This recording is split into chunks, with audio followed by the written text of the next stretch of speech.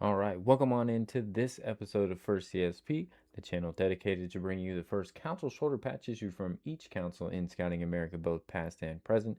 Today we're going to take a look at Orida 106 out of Idaho. This council was originally formed in 1933 as a name change from Oregon, Idaho, and lasted up until 2020 when it merged with Snake River to form Mountain West.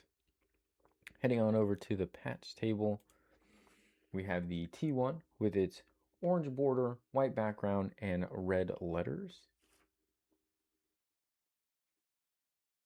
The first two CSPs that Oretta produced were both twills. We do have an example of the T2 in a moment.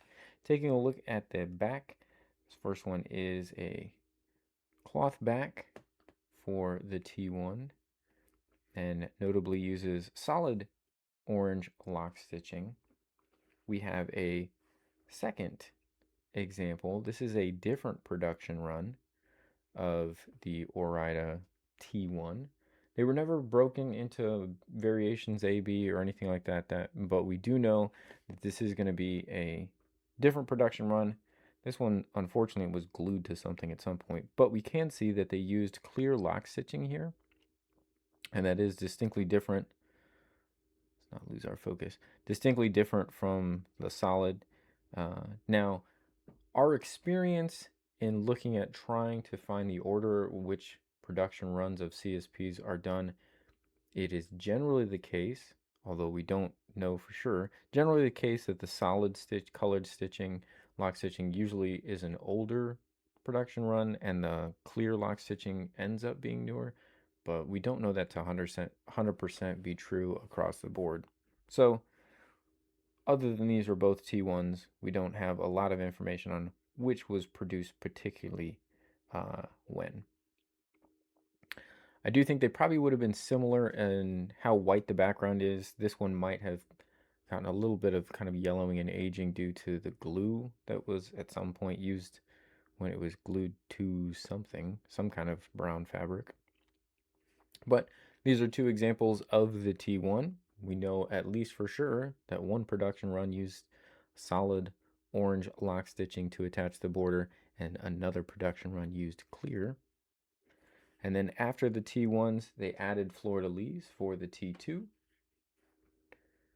And you can see, again, same imagery. Here, we'll leave one of these up top. Same imagery as the T1. They've just now been able to add those large red fleur-de-lis towards the bottom. In older collecting guides, the T2 was actually divided into two production runs on whether or not these were just red letters for the state names here at the bottom or they were thick red letters. These would be the thinner ones, so we believe this to be a T2A in the older classification guides. Today they've just been listed all together as T2s, so this is just an example of a T2. Taking a look at the back here. It does have a light coating, but it's not a plastic back per se. So there's a good side-by-side comparison between the T1s, which did not have fleur-de-lis, and the T2s, which did.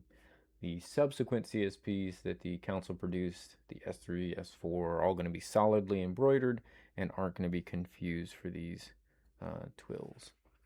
So there you have it, the first few issues of the Orida Council out of Idaho.